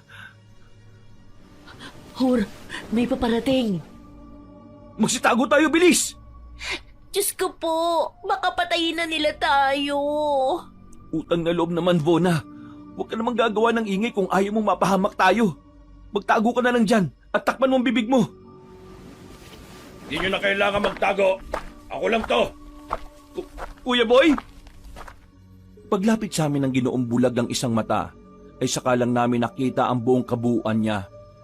Wala na siya sa anyong pagiging aswang, pero makikita pa rin ang bagsik sa kanya. Duguan at sugatan siya na halatang dumaan sa matinding laban kanina. Bakit mo kami tinulungan? Hindi tamang pag-usapan yan sa lugar na ito. Sumunod kayo sa akin. Doon kayo papaliwanag ang lahat. Pero bago yon, magsilapit muna kayo. Huwag kayong mag-alala. Hindi ko kayo kakainin. Ako lang ang kaisa-isang aswang dito sa Baryo Silim na hindi kumakain ng tao. Paglapit namin, ay sa kanya kami binahira ng dugo ng aswang sa mga damit. Pagkatapos ay binitbit na rin niya si Ben saka nagpatuloy sa paglalakad hanggang sa dulo ng kapunuan. Napadpad kami sa isang lumang bahay na bato. Malapit na yun sa burol at sa sobrang luma, para bang gigiba na ang pader sa kaunting mabigat na sandal. Kinakain na rin ng lumot ang buong lugar at kakaiba na talaga ang amoy. Pero may parte pa rin naman na maayos-ayos pa at sa tingin ko ito ang sikretong tinutuluyan ni Kuya Boy.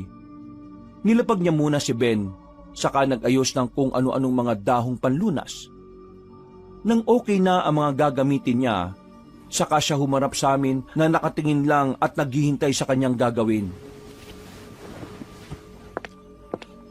Huwag kayong mag-alala. Buhay pa si Ben. Nawalan lang talaga siya ng malay tao. Kinapa ko ang katawan niya kanina. Wala namang naapektuhan ng malalang parte sa ulo. May kaunting bali lang siya sa balakang at mararamdaman niya ito kapag nagising na siya maya-maya. Salamat po, Kuya Boy. Pero bakit mo po kami tinutulungan kung isa rin kayo sa mga aswang katulad ng kapatid mong si Kuya Logro? Aswang ako, pero hindi ako katulad nila. Ni isang beses, hindi sumagi sa isip ko na pumatay ng tao para lang mapunan ng nasa ng makamundo at makasala ng katawang to. Matagal ko nang hiniling na masikatan ng araw, pero hindi to tinutulot sa amin. Ano po ang ibig sabihin ng mga sinabi mong yun? Siguro naman ay napansin nyo nang hindi umaaraw sa buong baryo. Kahit saan ka magpunta, palaging makulimlim at tila tinatago na makapal na ulap ang araw sa amin. So what does it mean nga po? 15 taon ang nakalilipas. Edad 30 pa lang ako noon. Nang mangyari ang lahat. Hindi pa kami nag-aaway madalas ng kapatid ko. Sanggang dikit kami kung tutuusin. Pero nangyari rito sa baryo ang isang hindi inaasahan. Ano pong hindi inaasahan yon? Kilala niyo naman si Mang Romeo, hindi ba? Siya ang halos namumuno sa lugar na ito. Kahit hanggang ngayon pa rin naman. Kilala siya ng mga taga rito bilang isang magaling na albularyo. Pinagagaling niya ang may mga sakit. Nagpapalaya sa mga diablo at kung ano pang masasamang elemento. Pero nagkaroon siya ng isang matinding kasalanan. At ang nagdusa nito ay ang buong baryo. Bakit? Ano pong nangyari? Ninakaw niya sa diwatang naniniraan sa Borolang isang mutya. At dahil sa galit ng diwatang yon, nagbigay siya ng sumpa sa aming lahat na hindi nasisikatan pa ng araw ang lugar na ito, na palaging tatakpan ng ulap ang baryo para manatiling makulimlim. Pero hindi lang doon natatapos ang sumpa. Habang tumatagal ang mga tao na hindi naaarawan, nagsisimula silang magbago ng anyo hanggang sa maging aswang. Kaya po pala lahat kayo rito ngayon sa Baryo Silim aswang na? Pero hindi rin naman lahat ay sumusunod sa gusto ni Mang Romeo. May kanya-kanya pa rin buhay ang mga mamamayan dito. Pero marami siyang naiimpluwensyahan. Katulad ng kapatid ko. Kaya ginusto ko na rin kalabanin siya kanina at patayin para matapos na rin ang paghihirap niya. Pinatay niyo po si Kuya Logro? Yun na lang ang naisip kong paraan para mailigtas siya. At kayo na rin. Kailangan nyo nang umalis sa lugar na ito bago pa mahuli ang lahat. Ano pong ibig niyong sabihin? Yung sinasabi ko kanina sa inyo na walang naaksidenteng naliligaw dito sa baryo. Dahil habang nagbabiyahe pa lang kayo sa malayo, ay ginagamitan na kayo ng orasyon ni Mang Romeo para mapadpad sa lugar na ito.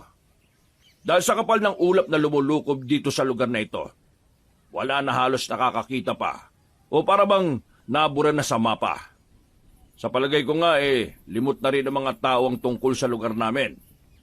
At dahil sa sumpang kakibat ng Baryo Lilim, sino mang magtatagal dito ng higit 24 oras ay maaaring matulad sa amin.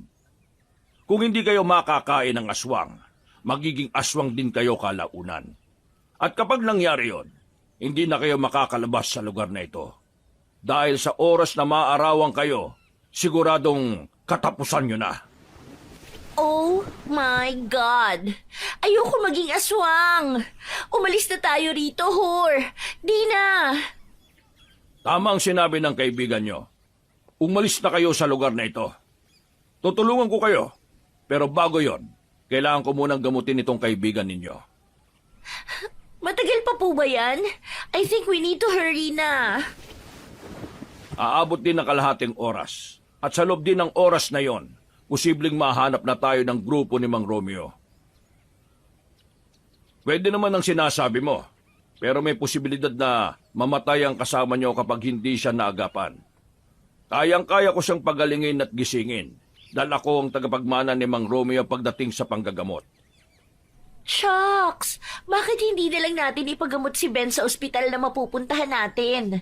Kesa mag-aksaya pa tayo ng ilang oras dito. Baka gumapang na rin sa atin yung sumpa. Guys, are you listening? Gawin niyo na po. Maghihintay kami hanggang sa magising si Ben. Hindi ako papayag na makakaligtas nga kami. Pero may isa namang magsasakripisyo sa amin. Kung ganon, sisimulan ko na ang panggagamot sa kanya. At habang ginagawa ko yon, maging mapagmatsyag kayo. Kung nakita niyo ang lakas ni Logro kanina, walang-wala yung kumpara sa lakas na meron si Mang Romeo. Mukha lang siya matanda, pero dahil sa palagian niyang pagtikim ng sariwang karne at dugo ng tao, mas lalo siyang lumalakas. Gawin niyo ang lahat ng makakaya niyo na mapigilan ng mga kaaway kapag dumating sila. Sinisiguro ko sa inyo na mabubuhay itong si Ben. Sige po, Kuya Boy. Pagkatapos namin makapag-usap, Kabanong, ay naganda na si Kuya Boy ng tubig sa lumang planggana. Habang nagsisimula siya sa pagsindi ng mga kandila, ay kinausap ko muna sina Dina at Vona. Binigyan ko silang pareho ng sandata. Ang kay Dina ay baril at soldier's knife. Habang kay Vona naman ay teasing gun. Itinuro ko lang ang basic, dahil ako rin naman ay walang masyadong alam. Sinabi ko na lang sa kanila na kapag nanatili silang takot, ay siguradong hindi sila makakaalis sa lugar na yon. Di ko tuloy alam kung na-encourage ko ba sila o mas lalong natakot.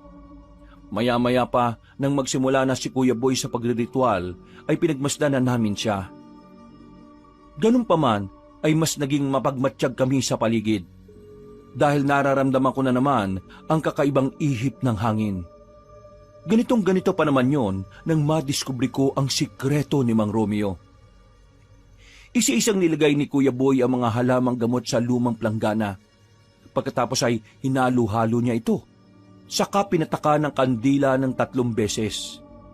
Nagsimula na siyang magbigkas ng mga wikang siya lang ang nakakaintindi. Pero kahit wala kami mag-gets sa mga sinasabi niya, ay matindi ang epekto nito sa amin. Pagtingin ko kay Dina at Vona, ay pareho silang napayakap sa mga sarili. Gawa ng matinding kilabot na hatid ng orasyon ni Kuya Boy. O kapangyarihan na nagbibigay buhay sa mga dahon at tubig. Minsan pa, humingi ako ng kaunting patak ng inyong lakas sa tiwaga. Ang inyong abang lingkod ay muling nagsusumamo sa tagal ng panahon na nakalipas. Nawa ay dinggin niyo ang aking dasal na kagalingan. Bigyang kapangyarihan ng mga halamang gamot at tubig. Maging daluyan to ng matinding pagpapala. Biglang humangin ng malakas, kaya napatingin ako sa labas. Akala ko kasi ay may kung ano nang dumating. Pero dala lang pala to na matinding panawagan ni Kuya Boy. Mas lalong naging malamig ang kapaligiran namin, pero nanatili kaming nagmamatsyag sa paligid. Hanggang sa matapos na ng albularyo ang kanyang ginagawa. Sumalok siya ng tubig sa kanyang palad at saka ito ipinainom sa walang malay na si Ben. 3 beses niya itong ginawa, saka muling nagbigkas sa mga wikang siya lang ang nakakaintindi. Pero biglang tumigil si Kuya Boy, saka salitang tumitig sa amin na masama. Bakit, Kuya Boy? Okay lang po bang kaibigan namin? Ha? Sumagot naman po kayo. Para hindi kami nag-aalala ng ganito. Paparating na ang grupo ni Mang Romeo. Magmadali na kayo at maganda. Oh no! Diyos ko, help me, Lord! Ayoko pumamatay sa ganitong lugar! Kailangan nyo silang pigilan dahil hindi pwedeng maputol ang ginagawa kong orasyon. Ano po bang mangyayari kapag natigil ang ginagawa nyo?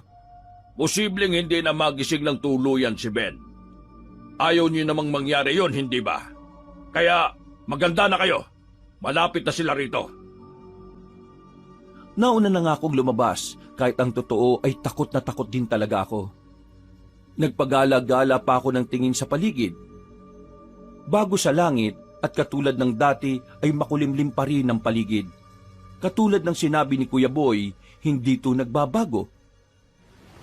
Gusto po, tulungan niyo po kami makalis dito sa lugar na to. Pati si Ben, sana po'y magising na siya. Habang taimtim na nagdarasal, ay biglang umalingaw-ngaw ang nakakakilabot na huni ng kung anong halimaw. Kitang-kita ko sa mga kapunuan na naroon kung paano maglipara ng mga nabulahaw na ibon. Maya-maya pa ay nakarinig na ako ng mga pagaralgal na ungol ng halimaw. At hindi nga ako nagkamali sa aking hinala dahil lumabas ang 2 aswang mula sa hindi kalayuan. Ang mga mata nila ay nanlilisik na handang manakmal ng mabibiktima. Nang makita nila ako, ay bigla silang napangiti. Ngiting parang wala ng bukas at abot sa magkabilang tenga. Kinasa ko kagad ang baril sa kanaganda habang malayo-layo pa sila. Samantala, sa loob ng lumang bahay na bato, ay naririnig ko pa rin si Kuya Boy na nagpapatuloy sa ginagawa niyang orasyon. Kakasama, may mga pasugod na sa ating mga aswang. Magandaan na rin kayo dyan, ha? Dina, Bona! Dali-dali kong pinunteriya ang aswang na mas malapit at nasapol ko siya sa balikat kaya dumaus-us siya hanggang magpagulong-gulong sa lupa. Ang ikalawa naman ay mas naging agresibo. Nagpalipat-lipat siya sa puno hanggang sa makakuha ng tiyempo para talunan ako. Napangisi lang ako dahil inakala ng aswang na tatanga-tanga ako. Oo, aminadong kabado pero hindi naman ako ganun katanga. Sinentro ko ang ulo niya at kaagad pinaputukan ng baril. Sapul siya kagad at tumandusay siya sa lupa. Nang makita yun ng nauna ko ng binaril, ay tumayo yung kaagad at muling sumugod. Mas mabilis kumpara sa nauna niyang ginagawa kaya halos hindi ko makita. Namalayan ko na nga lang na nasa likuran ko na pala. Mabuti na lang nang sasakmalin niya ako ay kaagad akong nakayuko at nagpagulong-gulong palayo. Dina! Ikaw na bahala! Oo, Kinalabit na nga ni Dina ang gatilyo ng baril kahit di pa siya sumisentro sa kalaban.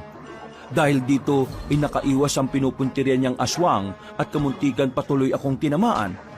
Pero ang kagandahan na rin dahil hindi ko rin inakala na may matatama na nasa likod ko na bigla ring sumulpot.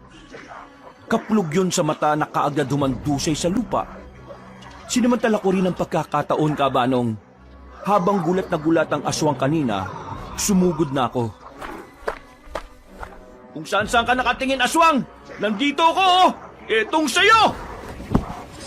Nirekta ko sa puso ang pagsaksak gamit ang soldier's knife. Umangil-angil pa ang aswang hanggang sa maubusan na rin siya ng hininga pagkalaon. Dilat ang mga mata niya at lawit ang dila bago mandusay sa lupa. Nakahinga kami ng maluwag, pero napawi rin kagad yun nang marinig na namin ang ingay mula sa likuran. Paglingon namin ni Nadina at Bona ay nanlaki ang mga mata namin nang makita si Mang Romeo, kasamang iba pang mga aswang. Sinasabi ko na nga ba't dito ko kayo makikita? Hangal ka talaga, boy ka! Traitor ka! Pinatay mo pa ang sarili mong kapatid para iligtas sa mga dayong yan! Dapat talaga noon pa ipinatay na kita! Hindi ka nabibilang sa baryo na hindi sinisikatan ng araw! Dapat sa'yo ay ibilad sa araw para mamatay ka na! Pawalang galang na, Mang Romeo. Busy ngayon si Kuya Boy eh. Kaya huwag mo siyang iistorbohin. Ako ang harapin mo. Ha! Nagpapatawa ka ba? Ano naman ang magiging laban mo sa akin? Sa bagay, mas ayos na rin ang lumalaban ng mga biktima namin kaysa sa katulad ng mga noon na panay lang ang pagmamakaawa. Oo, wala kaming laban sa inyo, lalo na sa'yo. Pero dito, meron. Kainin nyo tong lahat, mga walang yak aswang kayo! Dinukot ko ang 2 granada sa bulsa ko at saka pinihit ang mga trigger nito. Pagkatapos ay hinagis ko yun sa kanila. Napatingin pa silang lahat dito habang gumugulong sa lupa. At tuli na bago nila mapagtanto na pampasabog pala yun. Pumasok ako sa loob ng lumang bahay na bato. At nang sumabog ang mga granada, nagtalsika ng lasog-lasog na katawan ng mga aswang. Walang ibang natira maliban kay Mang Romeo na sugat-sugat ang katawan. Sa lakas nga ng pagsabog ay nasira rin ang pader ng lumang bahay na bato. Lumantad na tuloy kaming lahat. Nakitang-kita na ni Mang Romeo. At nang makita namin si Ben na nakadilat na, ay natuwa kami ng gusto. Inuubos niyo talaga ang pasensya ko! Mamamatay kayong lahat dito! Hur, buhati mo na tong kasama mo at umalis na kayo rito. Ako nang bahala dyan kay Tanda. Sisiguraduhin ko magkakaroon kayo ng oras para makatakas. Bilisan nyo na! Sa palagay mo ba, boy? Matatakasin ko ng ganun-ganun lang ang mga putahing yan? Papatayin na muna kita katulad ng gusto mo rin namang mangyari. Pagkatapos ay saka ko sila isusunod! Huwag nyo na siyang pakinggan. Ako nang bahala sa kanya. Tumakbo na kayo, Hur! Saan po kami pupunta? Nakita nyo yung lumang arko, hindi ba? Doon kayo dumiretso. Kapag nakalagpas kayo doon, siguradong may araw na. Hindi na makakalabas sa mga aswang na hahabol sa inyo. Sige na, takbo na! Sige, tumakbo kayo! Dahil sigurado akong meron sa inyo na babalik sa lugar na ito dahil dito kayo nararapat! Dahil na rin sa nangyayari, para tuloy akong nagkaroon ng lakas. Kahit mabigat pa si Ben, ay nabuhat ko pa rin siya. Gising naman siya pero hindi pa nga lang siya makagalaw ng maayos dahil sa bali niya sa balakang. Pasensya na pre, kung nabibigitan kayo sa akin, iwan niyo na lang kaya ako para makatakas kayo rito. Hindi pare, lahat tayo makakalis sa lugar na ito. Tara na! Habang naririnig namin ang mga pag-angil ni Mang Romeo at Kuya Boy, may ilang aswang pa rin ang mga sumusunod sa amin. Hindi naman ako masyadong nakapag-focus dahil pasan ko si Ben. Nang may sumalakay mula sa kanan, ay eksakto naman na ginamit ni Vona ang hawak niyang teaser gun. Nangisay ang aswang at paglagpak nito sa lupa ay kaagad inundayan ng saksak ni Dina. Nagpatuloy kami hanggang sa makita na nga namin ang lumang arko. Nang malapit na kami roon, ay napalingon pa ako sa pag-asang makikita ko pa si Kuya Boy. Gusto ko kasi sanang magpasalamat pa sa kanya sa pagtulong na ginawa niya. Hindi rin kasi ganun kalinaw sa amin kung bakit nga ba niya kami tinulungan. Basta ang dating lang sa amin, lalo na sa akin, ay parang ayaw na niyang manatili sa pagiging aswang. Pagkalabas namin ng arko ay naggulat kami dahil maaraw nga at sumakto sa oras ng relo ang pwesto ng araw. Hindi pa lumulubog ang araw. Nakahinga kami ng maluwag, lalo na sina Dina at Vona na nagkayakapan pa habang umiiyak. Naiyak na rin ako, Kabanong, na hindi pa rin makapaniwala na nakalaya kami sa sinumpang lugar. Nakaligtas na tayo, guys! Tara na! Umalis na tayo dito bago pa may... Anong nangyari sa'yo, Ben? Hindi ko rin alam. Para akong napapaso. Sobrang init ang pangaramdam ko. Hindi ka pwedeng maarawan? Diyos ko po! Bakit? Aray! Ang init! Napapaso ko! Hinubad ko kaagad ang damit ko at tinaklob sa kanya. Pagkatapos ay saka ko siya hinatak sa may lilim banda. Dito nawala ang init na nararamdaman niya at ang usok sa kanyang katawan. Nagkatinginan din kami ni Dina at Vona matapos mapagtanto ang sinabi ni Kuya Boy patungkol sa sumpa. Mabuti na lang din talaga ay papalubog na rin kahit papaano ang araw, kaya nakaalis pa rin kami sa lugar na yon. Dinala kaagad namin si Ben sa pinakamalapit na ospital. Nagpatingin na rin kami dahil sa nangyari at saka namin kinontak ang mga mahal ng bawat isa sa buhay. Nagdaan pa ang mga araw, linggo at buwan. Hindi nga muna lumalabas si Ben dahil sa nangyari. Nagkaroon din ng matinding pagbabago sa pagkatao niya dahil palagi siyang nagkikrave sa sariwang karne at dugo ng tao. Palagi ko lang din siyang kinakausap at pinaaalalahanan dahil naniniwala ko na katulad ni Kuya Boy na hindi tumikim ni isang beses ng tao. Magagawa rin ito ng kaibigan ko. Naghanap kami ng mga eksperto para matulungan siya pero wala ring nakatulong. Iba raw kasi talaga kapag diwata ang nagbitaw ng sumpa. Hindi to basta-basta nababali ni numan. Dahil sa nangyari, ay parang na-frustrate ang kaibigan ko. Hanggang sa mabalita na lang naming isang araw na nawala na lang siya na parang bula. Hanggang ngayon, Kabanong, hindi pa rin nakikita si Ben. Pero naniniwala kami ni Dina at Vona na bumalik siya sa Baryo Silim. Subalit, hindi na rin naman namin makita pa ang nasabing lugar kahit anong gawin namin. Kaya ngayon ay umaasa kami na sana'y nasa mabuting kalagayan ang kaibigan naming si Ben. Mga kabangers, mga kayanggaw, kabanong puli, maraming salamat po sa pagsubaybay sa ating magandang kwento ngayong araw. Kung nagustuhan niyo po yung kwento natin, huwag niyo pong kalimutang mag-comment at mag-like at mag-subscribe na rin. Pero kung medyo nabitin po kayo sa kwento natin, maaari po kayong bumisita dun sa isa pang channel natin. Wala nang iba. Ang pangalan po ng channel natin na yon ay Pamela Clamil. So, bisitahin niyo po kaagad yon at huwag niyo rin pong kalimutang mag-subscribe pagka nagustuhan niyo po yung mga kwento natin doon. And also, don't forget to comment and like. So, hanggang sa muling mga kwento, wakas!